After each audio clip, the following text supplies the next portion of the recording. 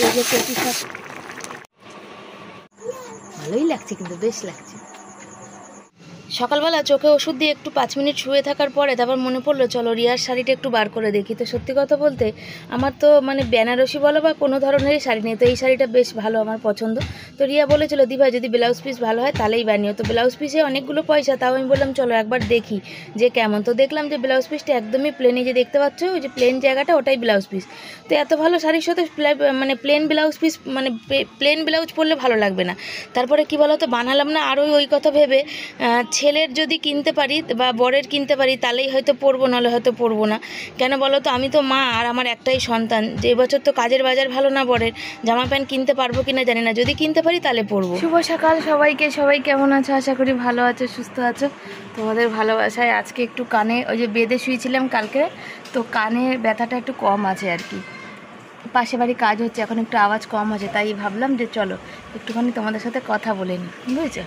তো আর কালকে রাত থেকে আজকে সকাল অবধি বৃষ্টি হয়েছে। সকাল অবধি মানে বেশ এই আমি চান করলাম 7:30, তখন অতক্ষণ অবধি বৃষ্টি হয়েছে, বুঝেছো? বেশ অল্প অল্প করে। তো বরের কাজকর্ম হয়নি, বর গেছে ওই যে শ্রীরামপুর, কি বলে মানে ওখানে আমাদের দেশের কিছু মানুষ থাকে, তাদের সাথে দেখা করতে, যদি ওখানে কাজ হয় আর কি। তো আসবে হয়তো, দেখাশোনা করে কথাটাতে বলে হয়তো বেলায় আসবে। আর এই যে আজকে এই এখন উঠেছে রোদ্দুর, এরকম সকালে সারা রাত্রির বৃষ্টি হয়েছিস ভালো কথা, তো সকালে এরকম রোদ্দুর দিলে তো হয়, তা তো দেয়নি, এখন রোদ্দুরটা দিয়েছে। মানে আমি কিছু কথা বলি, নীলু দিদিভাই কালকে, নীলু না সরি মিস্টেক, দিদিভাই সেদিন ভুলটা ঠিক করে দিয়েছে, নীলু না নীলা দিদিভাই, নীলা দিদিভাই বলেছে যে শিবানী তুমি এবার খুব তাড়াতাড়ি পেমেন্ট পাবো, তো আশীর্বাদ করো তোমরা সবাই যেন খুব তাড়াতাড়ি পেমেন্ট পাই। আর হচ্ছে বিশ্বজিৎ নাম পেজের দিদিভাইয়ের নাম আমি জানি না, তো সে বলেছে যে তোমাকে ছোট টিপ পরলে খুব সুন্দর লাগে। তো এই বড় টিপগুলো না দিয়েছিল একজন, সে টিপ বানাতো, এখানে ভাড়া ছিল, উঠে চলে গেছে বাড়ি করে। তো সে এই ছোট টিপে, আমি ছোট টিপই পরি মানে কিনে না, আর ওই টিপের না আঠাগুলো ভালো না, এখন পরবো 1 ঘন্টা পরে খুলে চলে যাবে।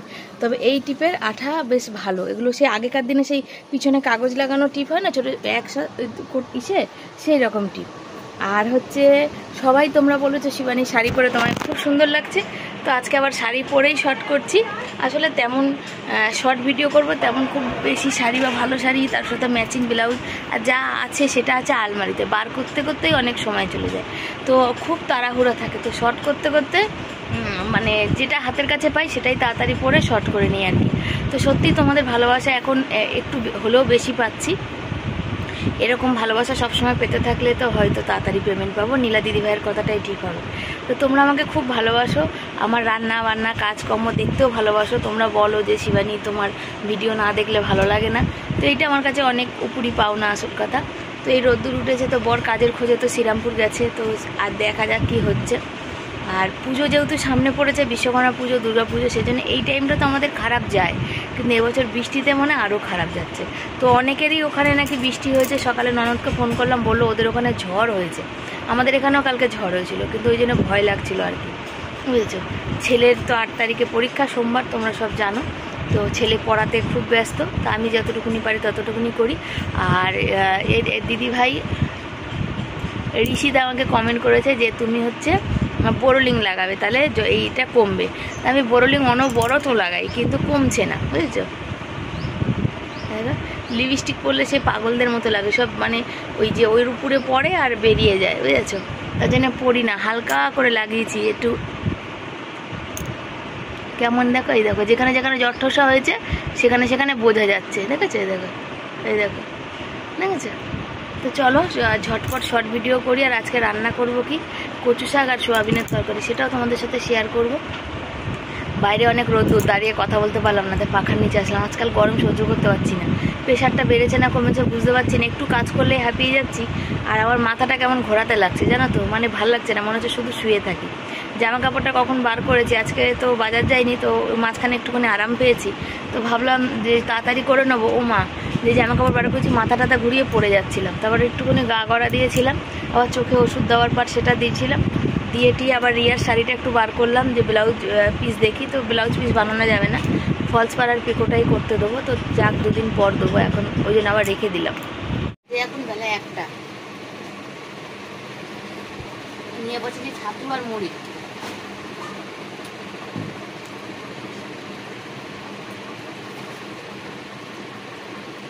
কাটছি কচু, হবে সোয়াবিন। এখন বসে খাওয়ার সময় নেই, কাজ করতে করতে খেয়ে নিতে হবে, বুঝলি? অনেকটা বেলা হয়ে গেছে, তার মধ্যে বাইরে আবার অন্ধকার করে এসছে।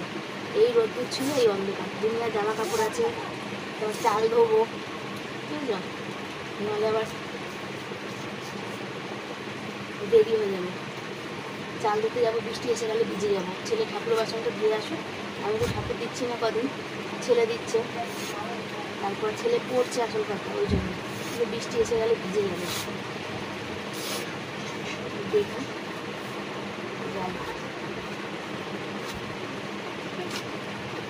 কচু শাক আমি কুকারেই সেদ্ধ করি, বুঝেছো তো? তারপর দেখো এই একটা কচু শাক, এটা আবার দিইনি এর ভিতরে, আর বাইরে প্রচণ্ড আওয়াজ হচ্ছিলো, যার জন্য মিউট করে ভয়েস দিতে নিয়েছি। আর ভয়েস দেওয়ার সময়ও সেই একই সিস্টেম, কিন্তু দেখো মানে কি বলবো, আওয়াজ মানে ভয়েস দিতে গেলে একদম আমি জানি নিস্তব্ধ নিরিবিলি পরিবেশ হলে ভালো হয়, যেটা অন্য সবার ব্লগে হয়, কিন্তু আমার হয় না গো। আমার সেই পরিবেশই নেই, যে আমি আমার ঘরে আওয়াজ করার মতো কেউ নেই, কিন্তু অনেক তো মানুষ থাকে যারা আওয়াজ করার মতো থাকে, তারা তো তাদের জীবনে কাজকর্ম করবেই, তাই না? তো এই দেখো কচু শাকটা আবার কি বলো, এক খানিকটা দিয়েছিলাম, দিয়ে নিয়ে একটা সিটি দিয়ে নিয়েছি, একটু কমে গেছে, বাকি যতটা আছে সেটাও আবার কিন্তু এর মধ্যে দিয়েছি, দিয়ে আবার বসিয়ে দিয়েছি। আর এখানে দেখো মানে হাঁড়ি থেকে একটু জল খালি করছে, চাল ধুয়ে নিয়ে চলে এসেছি। কচু শাকও বাইরে, কচু শাক আর চাল একসাথে ধুয়েছি, তো চালটা জল দেওয়ার আগে খেয়াল করিনি, জল দেওয়ার পরে খেয়াল করলাম যে ছেলে আজকে চাল বেশি দিয়ে ফেলেছে। বাচ্চা মানুষ তো, মানুষ মাত্রেই তো ভুল হয় বলো, বড়দের থেকে আর ও তো ছোটো, পড়ার চাপ বেশি, ও খেয়াল করতে পারেনি, ও যে চালটা এক কোটো বেশি দিয়েছে। তো যাকে রাতের বেলা আজকে আর রান্না করা তেমন থাকবে না, শরীরটাও ভালো না, তো যা আছে তাই দিয়েই খাবে। এক তরকারি ভাত করবো আর কচু শাকটাই করবো আর কি, সোয়াবিনের তরকারি আর কচু শাক। ভাবলাম কুকার থেকে কচু শাকটা বার করে দিয়ে একটুখানি জল ঝরাতে ঝাঁঝরিতে দিত, দেখলাম যে এখনও সিটি খোলেই নি, তো তার জন্য আবার তুলে রেখে দিলাম। তারপরে নিয়ে বসে পড়লাম আলু কাটতে, আলু আর সোয়াবিনের তরকারি করবো, সেই জন্য আলুগুলো কেটে নিচ্ছি। আর এই আলুগুলো কাট পিস হলে হবে কি, আলুগুলো খুব ভালো, খুব তাড়াতাড়ি গলে যায়, জানো তো, বেশ ভালো। জানি না যে চন্দ্রমুখী তো না কি S1 এইসব কী সব বলে, সেই সব আলুই হবে, জানো তো। আর সোয়াবিনটাও তো জলে দিয়ে রেখেছি, তোমরা দেখলে। আর আলুটা একে একে কাটছি, তারপরে কচু শাকটা নামিয়ে জল ঝরাবো, আগে কচু শাক করবো। আর কচু শাক করতে বড্ড বেশি সময় লাগে, বড্ড মানে বড্ড অনেক বেশি সময় লাগে, কেন কচু শাকের জল না যদি না তুমি ভালো করে শোকাও, তাহলে তোমার কিন্তু গলা কুটকুট করবে। আর এখানে কচু শাকের ফুল, কচু শাকের মতো দুটো কচু শাকের ফুল ছিল, কচু শাকের ফুলেরও ভালো রেসিপি হয়, জানো তো, কিন্তু দুটো ফুলে তো কিছু হবে না, তার জন্য বাধ্য হয়ে ফেলে দিলাম। কচু শাকের ফুল অনেকখানি লাগে, অনেকটাই, মানে না হলে না হয় না, ওটা করার পর একটুখানি হয়ে যায়। তারপরে এই যে আলুগুলো সব কেটে দেখলাম কতখানি হয়েছে, আর একটা আলু লাগবে কিনা, তো দেখলাম মনে হলো যে আর একটা আলু দিলে ভালো হয়, তার জন্য আর একটা আলু নিলাম। আর দেখছি ওখানে মাঝে মাঝে যে সিটিটা খুললো কিনা, মানে হয়েছে কিনা, তো দেখছি হয়ে গেছে। এবার সিটিটাকে খুলে কচু শাকটা দিয়ে একটু জল ঝরাতে দিয়ে দেবো ঝাঁঝরির মধ্যে, বুঝেছো?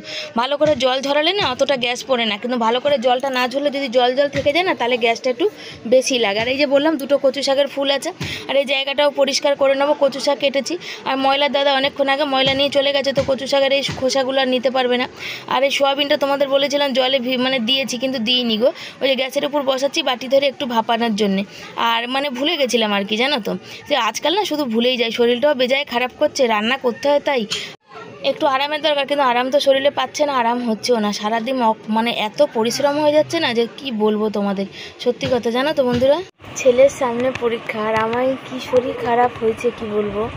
2টো বাজতে 5 মিনিট বাকি, কচু শাক সেদ্ধ করেছি, সোয়াবিনের আলু কেটেছি, ছেলে চাল মেপে দিয়েছে, ওখানে দেখো ভাত বসিয়েছি, ও চাল দিয়েছে আজকে বেশি, 2 মানে 1 কোটোর মতো চাল, মানে বুঝতে পারিনি বেশি পড়েছে। আর আমি এখানে সব ফেলে টেলে দিয়ে এখানে শুয়ে পড়েছি, আমি মানে বসতেই পারছি না।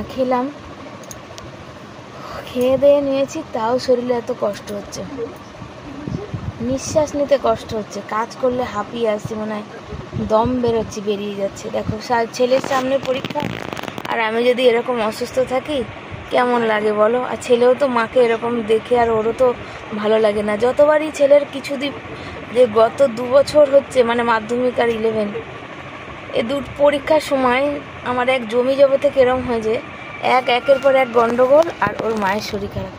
জানি না টেনশন করছি ছেলে রেজাল্ট করবে কেমন সের জন্যে, নাকি আগে কী করে পড়াবো সের জন্যে, কিসের জন্য জানি না, তবে শরীরটা আমার এতটাই খারাপ লাগছে। ছেলেকে এই বলছিলাম, যদি আজকে আমি একটু আরাম নিতে পারতাম, যদি কোনো কাজ করতে না হতো ভালো হতো। তার মধ্যে বরকে ফোন করছি, বরের ফোনে কিছুতেই ফোন যাচ্ছে না, তো তোমার কি আসতে দেরি হবে না তাড়াতাড়ি আসবে। আমার মনে ইচ্ছা করছে না যে আমি ওটা গিয়ে রান্নাটা চাপাই। যদি আজ নিরামিষ না হতো, ডাল আর আলু সেদ্ধ করে রাখতাম। আলুটা মাখবো কি দিয়ে? ছেলে শুকনো লঙ্কা দিয়ে খেতে পারে না, ওর পেট ব্যথা করে। আর বর শুকনো লঙ্কা দিয়ে শুধু সেদ্ধ ভাত দেবো? ঘরে সবজি তরকারি মানে যা আছে তাই। কচু তো সেদ্ধ করে নিয়েছি। মানে এতটা কষ্ট হচ্ছে আমি তোমাদের বলে বোঝাতে পারবো না। যদি এসে দেখতে চোখের সামনে তখন বুঝতে পারতো। ছেলেকে দিয়ে পাটা একটুখানি বললাম, পায়ে ও তো টিপতে পারে না, ওর হাত ব্যথা করে, আর ওর হাতও ভাঙা। বললাম বাবা একটুখানি ঘুষি দিয়ে দে, আমার পা দুটো নিয়ে আমি চলতে পারছি না। আমার মানে অসহ্য যন্ত্রণা করছে আমার গোটা শরীরে। উফ কি কষ্ট গো, প্রচুর কষ্ট হচ্ছে আজকে আমার। চলো পরে কথা বলি, দেখি কখন উঠতে পারি। তোমাদের মনে হলো তোমাদের সামনে দেখায় যে দেখো আলুগুলো ধুয়ে এখানে তুলছি, রাখি। সোয়াবিন দিয়ে আলু দিয়ে হবে।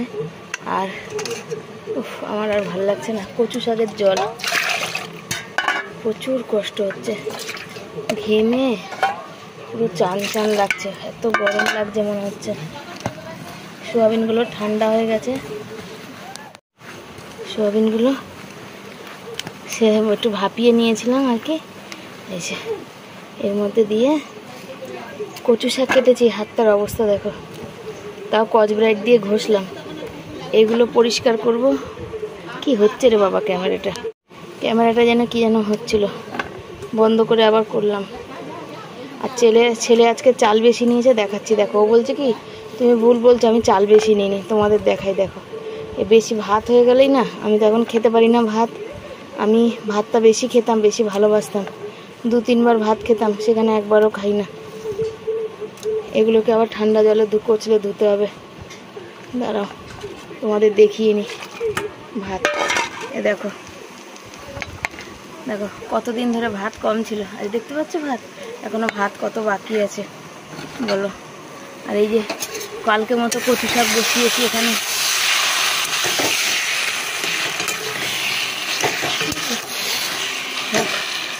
ভাতটা এখনো কত বাকি আছে দেখো। এই ছোট হাঁড়িতে না চাল বেশি নিলেই আমাদের হয় না। এই যে কচু শাকটা দেখতে পাচ্ছ, কালকে কচু শাকটা খুব ভালো খেয়েছিলাম। আমি কচু শাক দিয়ে রুটি খেয়েছি, আবার কচু শাক দিয়েই ভাত খেয়েছিলাম, বুঝেছো। আর আলু সেদ্ধ দিয়ে, বাকি আর কিছু খেতে পারছি না। তোমাদের বললাম কি সুন্দর আঠা। তবে কচু শাকটা 10 টাকায় কিনেছি, 2 দিন হয়েছে। খুব সস্তাতেই হয় আর কি। ওই মাছিটা আসলে 10 টাকায় পাওয়া যায়, 2টো করে গাছ, তো মোটামুটি সব নিয়ে নেয়। আর মাছি যখন নিয়ে আসে, যেহেতু মাছি 10 টাকায় এতটা কচু শাক দেয়, সেহেতু মানে মাছি মানে রাস্তায় বেরোতে পারে না বাড়ি থেকে, তখনই মানে সবাই হামলিয়ে পড়ে আর কি। তবু আমার কাছে চেষ্টা করে নিয়ে আসতে, যেহেতু আমরা কচু শাকটা ভালো খাই। আর এরকম আমাদের সাথে হয়েছে জমিটা নিয়ে, তো মাসি সব জানে। তো মাসি ওই জন্য বলে আমার যেমন অবস্থা তোদেরও তেমন অবস্থা, ওই জন্য আমি সবসময় আগে যখন কচু শাক পাই তোর কাছে নিয়ে আসার চেষ্টা করি।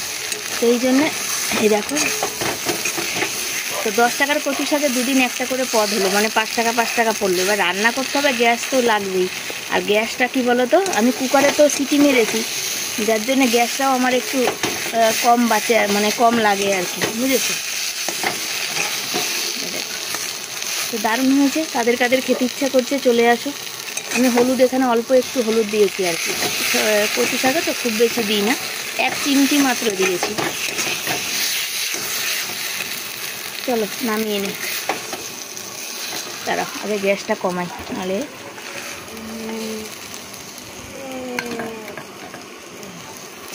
তেল বেশি হয়েছিল কচু শাকে। হাতায় তুলে রেখেছি, সোয়াবিনটা ভেজে নেব।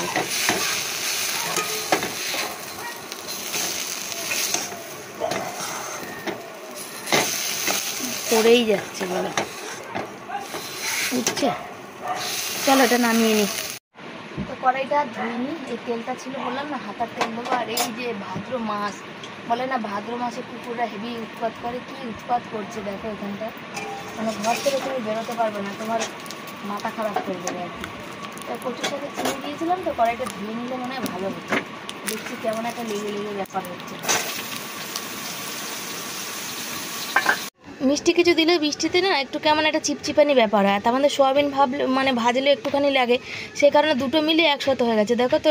তাই জন্যে আর সোয়াবিনটা একটু ভেজে নিচ্ছি। আসল কথা শরীরটা ভালো না তো কিছু করতেই ভালো লাগছে না, মনে হচ্ছে কতক্ষণ এই রান্নাবান্না শেষ করব আর একটুখানি গিয়ে বিছনায় গিয়ে মানে গা দেবো আর কি, শুতে শোবো আর কি। তো এর মধ্যে একজন ফোন করেছিল, কথা বলছিল আমাদের সোয়াবিনের রেসিপিটা তোমাদের দেখানোই হয়নি, আর এত সুন্দর ভালো এত টেস্ট হয়েছিল না। এরকম হালকা পাতলা আমার সোয়াবিনের তরকারি খেতে ভীষণ ভালো লাগে, অতিরিক্ত মশলা দিয়ে গ্যাদগ্যাদে বেশ ওটা আমার অতটা পছন্দ হয় না। তবে আমার বর আমার বিয়ের আগে একটা সোয়াবিন খেত জানো তো, মানে আলু খুবই কম দিত, সোয়াবিনটা বেশি, আর একদম পুরো ছাড়া ছাড়া টাইপের, ওইটা বেশ ভালো লাগতো। গ্লাসের মধ্যে তখন তো শিলনোড়া ছিল না, গ্লাসের মধ্যে একটু আদা লঙ্কা একটু রসুন থেতো করতো ওই বেলনি চাকরি দিয়ে, ওই থেতো করা দিয়ে দিত না, এত ভালো লাগতো। এক এক সময় মনে হয় না কত কিছু পুরনো পুরানো জিনিস যেগুলো আমাদের ভালো লাগে কিন্তু আমরা এখন চাইলে পাই না। এমন রান্না তুমি দেখবে আজকে যে টেস্টটা তোমার হবে না, তুমি কালকে মনে করবে সেটা করব, কিন্তু হয় না। কোনো জিনিস সেরকমই, মানুষের জীবনটাও সেরকম, কালকে যে দিনটা কেটে যায় আজকে কিন্তু সেই দিনটা পাওয়া যায় না। দুপুরের রান্না এই যে ভাত আর এই যে কচু শাক, আর এইখানে হচ্ছে লাল লাল করে সোয়াবিনের ঝোল, এই হচ্ছে আজকে আমাদের কিন্তু রান্না। যে কড়াইতেই তরকারি অনেকটা আছে সেই জন্যে তো কড়াইতে রেখেছি, আর এই বাটিতে দেবো আর কি, বাটি নিয়েছি বুঝেছ। তো খাবার নিয়ে বসা হচ্ছে, ছেলেকে দেবো তরকারি তুলে, আর এই হচ্ছে কী বলে তরকারিটা মানে ঝাল হয়ে যাবে। আর ভিডিও আপলোড দিয়েছি সেই একটাই, এখন বাজে 4টে, এখনও ভিডিও আপলোড হচ্ছে না, দেখাচ্ছে আপলোড হচ্ছে অথচ হচ্ছেই না। আর এই ভিডিও আর 4টের সময় যাবে না, কটায় যাবে তা ভিডিওই জানে আর নিতে জানে আর ফোন জানে, তার বাইরে আর কেউ জানে না, হচ্ছে ব্যাপার। ঠিক আছে, চলো ছেলেকে খাইয়ে দাইয়ে নিই। ফোনটা সুইচ অফ হয়ে গেছিল কেন? ওই জন্য টিকটিক করছিল না বাবা, তো এই তো দেখে বলে 3টে মিস করলো, বলে সুইচ অফ হয়ে গেছে। ছেলেকে খাওয়াতে বসেছি, আর এই যে বাইরে একদম অন্ধকার ঘুটঘুট করে এসেছে, আর নিরামিষ এমনিতেও খাইয়ে দিতে হয়, আর নিরামিষের দিন তো দিতেই হবে, বুঝতেই পারো। ক্যামেরাটা কেমন যেন ঘোলা ঘোলা লাগছে, এত অন্ধকার বাইরে, আর তার মধ্যে এতটাই অস্বস্তি হচ্ছে একটা মানে বলার কথা না। গরম লাগছে, মানে বিভৎস গরম লাগছে, মানে দম ফাটা কষ্ট একটা, অসহ্য লাগছে গরমে। গরমের মধ্যে কিচ্ছু ভাল লাগছে না, রোজ বৃষ্টি রোজ বৃষ্টি, বৃষ্টিতে পুরো পাগল করে দিচ্ছে। আবার বৃষ্টি পড়ছে, শুধু বৃষ্টি আর বৃষ্টি, থামার নাম নেই, কাজকর্ম কিছু হওয়ার পাট নেই, শুধু বৃষ্টি, অনবরত বৃষ্টি হচ্ছে দিন রাত 24 ঘন্টা।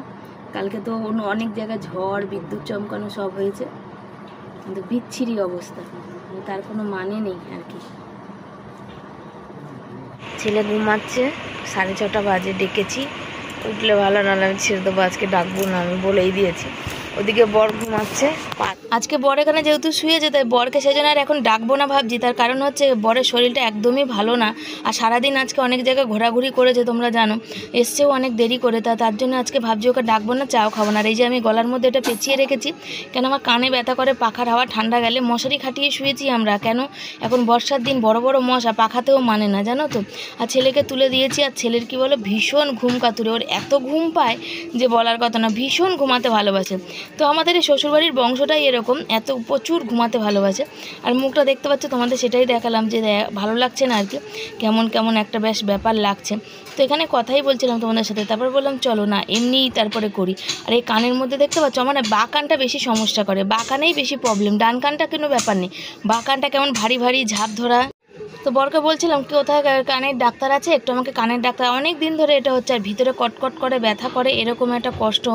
তো এখানে ছেলে উঠেছে, আবার ছেলে দেখো নিজের মুখটা দেখছে আর কি, ওই যে আবার ব্রণগুলোও দেখছে আর কি, জানো তো ও কী হয় জানো, ওর মুখে যদি একটা গোটা ওঠে না, সেটাকে খুঁটিয়ে পুরো দেখো কালো করে ফেলে, আর ওর এত অয়েলি স্কিন যে তোমাদের কি বলবো। তার মধ্যে বাচ্চা মানুষ জলটাও কম খায়, হাতের কাছে না দিলে তো খাই না, সেই জন্য আরও বেশি, আর চিপচিপ করে ওর মুখটা দেখো একদম পুরো, ওই দেখো আবার মুছে দেখাচ্ছে যে কতটা তেল, আর তো জানি তরকারি রান্না হয়ে যায়, এরকম মানে কথাবার্তা আমরা মা ছেলে বলি, আমরা সবসময় এরকম ইয়ার্কি করতেই থাকি। তোমাদের আশীর্বাদে যেন সারা জীবন এবার হাসি খুশি পুরো পরিবারকে নিয়ে থাকতে পারি, অভাব অনটন দুঃখ সারা জীবন থাকবে, কেন কোনো দিন কারোর অভাব যায় না জানো তো, কোনো না কোনো কিছুর অভাব থেকেই যায়। তো এইরকম অভাব অনটন সারা জীবন থাকবে, কিন্তু তার মধ্যে দিয়েও নিজেদের হাসি খুশি থাকতেই হবে, তাই না? আর যতই মানুষ আমাকে দিক যাই করুক, যা মানে মানুষ বলে আর কি, মানুষের ভাষায় যেটা, তো মানুষকে কেউ কোনো দিন সারা জীবন দিয়ে পারে না, কেন মানুষের অভাব সারা জীবনেরই। আজকে আমার বাড়ি ঘরের অভাব, কালকে হয়তো অন্য কিছুর অভাব হবে, তারপরের দিন হয়তো অন্য কিছুর অভাব হবে, তো অভাব থাকবেই, কিন্তু জীবনকে বেঁচে থাকতে তো হবে, হাসি খুশি থাকতেই হবে, তাই না? তো বললাম বাবা ওর সন্ধ্যেটা দে, আমি তো দেবো না। আর কানের ব্যথাটা বলছে তুমি এরকম এই দিয়ে রাখো, এই আমার ছেলের গরমের মধ্যেও দেখো চাদর গায়ে দিয়ে থাকবে, আর আমি গরমের মধ্যে কানের মধ্যে এটা পেঁচিয়ে রাখবো। এই যে কি স্বভাব আমার ছেলে না, ওই কি বলে না, ও যদি গায়ে চাদর না দেয় না, বলে পাখার হাওয়াতে ওর না পুরো পাগুলো কেমন শিরশির করে। জানি না এটাও কোনো একটা হয়তো শরীরের প্রবলেম, কেন অনেকের মুখে এই কথাটা শুনি। আমি যখন আমার ছেলের ওই আয়ুর্বেদিক ডাক্তার দেখাচ্ছিলাম তখন তো ওই ডাক্তার বলেছিল। তারপরে তো বরের ডাক্তার দেখানো তো এখন পুরোই বন্ধ, বরের পেটের ওটা একদম আর মানে সংসার চালিয়ে আর পেরে উঠছি না। কত মানুষ ওষুধ খাবো আর কজন ওষুধ খাবো, সবাই ওষুধ কি খেতেই থাকবো বলো? সেই কারণেই কিন্তু সমস্যা। তো বরের এখন ওষুধ মানে ডাক্তার দেখানোটা এখন বন্ধ আছে। আর ছেলেকে এই কিছুদিন আগে ছেলেকে খুব দেখানো হলো, তারপরে এখন আমার হয়েছে। তো বর বলছে না থাক, ওটাতে কিছু হচ্ছে না, বাড়ছে না, কমছে না, আমার তো কোনো প্রবলেম হচ্ছে না। কিন্তু প্রবলেম হচ্ছে না ঠিক কথা, বরের পেটের ওই ফোলার জায়গাটা, কিন্তু ভবিষ্যতে তো কত কিছু হতে পারে, কত লোকেরই কত কিছু দেখি। আর দুপুরে ঘুমাতে পারিনি, যার জন্য অফুরন্ত হাই আমার উঠেই যাচ্ছে আর ভালো লাগছে না। আর ওই দেখো সব সময় ওরা মা বাবার এত ঘেঁষা না, নয় বাবার গায়ে নয় মায়ের গায়ে, সবসময় এরকম ঘেঁষে থাকবে। জানি না সামনের বছর কোথায় যাবে, কোনো পড়াশোনা করবে। আর খুব ভাল লাগে এরকম আমরা এরকম আদর করে যেন সারা জীবন একসাথে থাকতে পারি। তো বন্ধুরা যাচ্ছে বর হচ্ছে স্টেশন, আর আমি বসবো হচ্ছে লাইভে, আর একটুখানি একটা রিলস করলাম গানের। রিয়া খুব ভালোবাসে আমাদের দুজনের একসাথে গানের রিলস করলে, যেটা আমরা ফেসবুকে আপলোড দিই। তো আমার সাজগোজ বলতেই একটা চুলের বাহার, যেখানে এমনি চুল আটকালে টাক দেখা যায়, তাই জন্য চুলটা খুলে নিই। আমার বর বলছে, বর কিছু তো কোনো এক্সপেরিমেন্টস দেয় মানে কোনো কিছু লিপসিং ফিপসিং মুখের হাসি কিছুই দেয় না, কিছু বুঝে উঠতে পারে না, ওই যে শুধু ওরকম করে, আর মাঝে মাঝে মুখটা কেমন একটা করে, দেখেছো ওই যে দুলান্তে। আর হচ্ছে সাজগোজ বলতে চুলটুকুনি। আর বর বলছে আমি তোমাকে দেখা যাচ্ছে না, বলছে চুলগুলো তো উড়িয়ে রেখেছো, তাহলে আমাকে দেখা যাবে কি করে, তাই তো আওয়াজ পেলে তোমরা ফেসবুকে আপলোডও দিয়ে দিয়েছি। আমার আগে গান প্রথমে আমি যখন খুলেছিলাম তখন আমি গানের ভিডিও দিতাম, আমার ভীষণ ভালো লাগে গানের রিলস করতে। তো তারপরে গানের জন্যে কপিরাইট আসতো, তো গানের রিলস সব করা যেত না, কোনোটা করা যেত। তারপরে এখন আমি কন্টেন্ট মনিটাইজেশন পাওয়ার পর আমার গানের লাইসেন্স দিয়েছে, যেটা আমি ফেসবুক থেকে গানটা নিয়ে ফেসবুকই গানগুলো দেয় আর কি, ওগুলো আমি মানে সেই বলেন একটা লাইসেন্স পাওয়ার ব্যাপার থাকে, তো সেই লাইসেন্সটা পাওয়া গেছে। তারপর থেকে গানের রিলসগুলো আর কি দিই আর কি, বুঝেছো? তো আমাদের দুজনকে কেমন লাগছে? ভালোই লাগছে, কিন্তু বেশ লাগছে, আমার বর আসলে এই রোদ্দুরে গরমে কাজ করে দুদিনে দেখো স্কিনটা একদম পুরো ঝলসিয়ে মানে হয়ে গেছে। হীরা চমকাতে গায়ে না সেটা কোনো কথা নয়, তার মধ্যে একটু পরে দিই। এই দুদিনের রোদ্দুরে তুমি বলো চামড়াটা পরে নি, পরিষ্কার বোঝা যাচ্ছে যেখানটা মানে যেসব জায়গা মানে খালি ছিল আর কি, গেঞ্জি পরে যতটা জায়গা মানে একরকম। আগে তোমরাই বলো আমার বর ফর্সা না, আমি কোনোদিনই বলি না যে আমার বর ফর্সা সুন্দর হিরোদের মতো লাগে হ্যান্ডসাম, ওইসব আমি কোনোদিন বলিও না, শুনতেও পাবে না। আমরা নর্মাল মানুষ, নর্মালি ভালো। তার মধ্যেও একটু ছিল, কিন্তু এই দুদিনের রোদ্দুরটা পুরো তুখার উঠতে ছিল, সেই রোদ্দুরে ওর স্কিনটা এরকম হয়ে গেছে। চলো সাথে থাকো। লাইভ করতে করতে লাইভটা কেটে দিলাম, তার কারণ শরীরের ভিতরে এত উদ্বেগ হচ্ছিল, এত কষ্ট হচ্ছিল, কাউকে কিছু না বলেই কেটে দিলাম। তারপরে দেখলাম যে প্রচুর বমি হচ্ছে, তখন থেকে এখন রাত 10:30 বাজে, এতক্ষণে আমি 2-3 বার বমি করা হয়ে গেল, যেন প্রচণ্ড শরীরটা খারাপ লাগছে, অত কষ্ট হচ্ছে বলার কথা না। তো 10:30 ছেলে অনলাইন ক্লাস শুরু করেছে, 10:30 থেকে 12টা অবধি হবে। তো বললাম বাবা আমার শরীর ভালো না, আমি থালাটা মেজে আসি, দুপুরে তো মাজিনি, থালাটা মেজে আসি, তো তোকে খাইয়ে দিই আমি শুয়ে পড়বো। তো বললো ঠিক আছে, ওর বাবা বললো ঠিক আছে তোমরা দুজনে খেয়ে নাও, আমি আমারটা পরে বেড়ে খেয়ে নেবো। তো এই জিনিসগুলো সুবিধাগুলো আমার ঘরে আছে। তো এখানে বাসন মাজতে বসেছে, আর বর ক্যামেরা করতে এসেছে, আর বর আমি লাইটটা বন্ধ করেই করছিলাম। তো বর বললো না লাইটটা জ্বালিয়ে নাও, তাই জন্য লাইটটা জ্বালিয়ে নিলাম। কেন প্রচণ্ড ছুঁচো, তারপরে বেজি অনেক কিছু এইখানটা আছে, আর তার মধ্যে বর্ষার দিন, আর ও রাতের বাসন মাজা তোমাদের সাথে শেয়ার করা হয় না, তো অনেক দিন পর আজকে শেয়ার করলাম।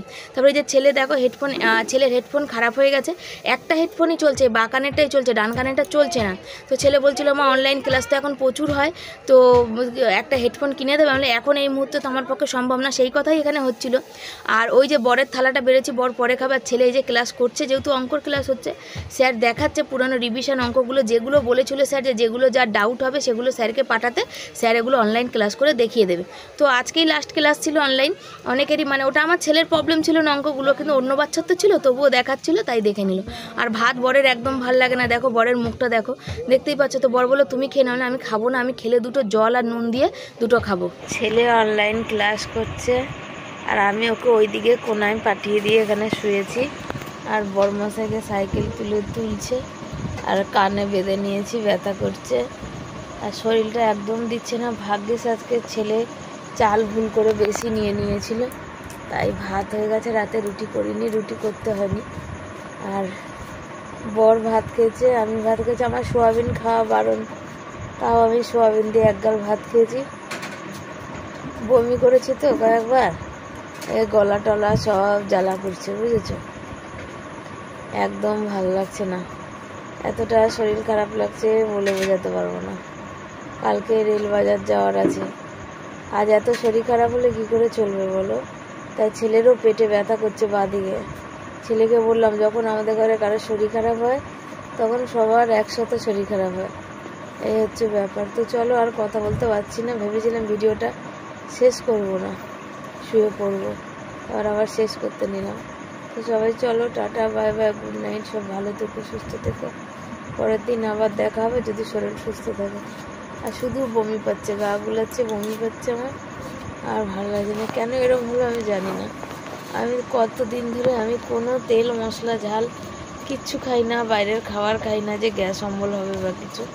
তবে জ্বর কদিন ধরে ভালো লাগছিল না, আর আজকে তো আরোই গলা পুরো চিড়ে গিয়ে জ্বালা করছে, ভালো লাগছে না কিছু। চলো টাটা।